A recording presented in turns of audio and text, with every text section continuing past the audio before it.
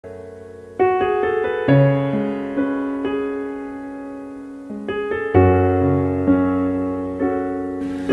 ងហាមកូនប្រឹងដោនឹង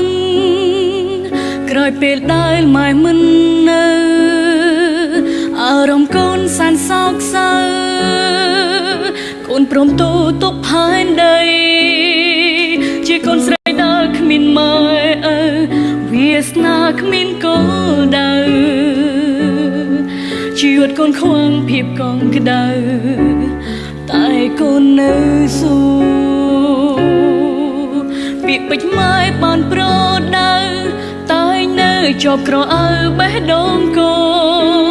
នកូនម៉ែមិនដែលសាបសូន្យទោះបីកូនបែកពីម៉ែជាយូ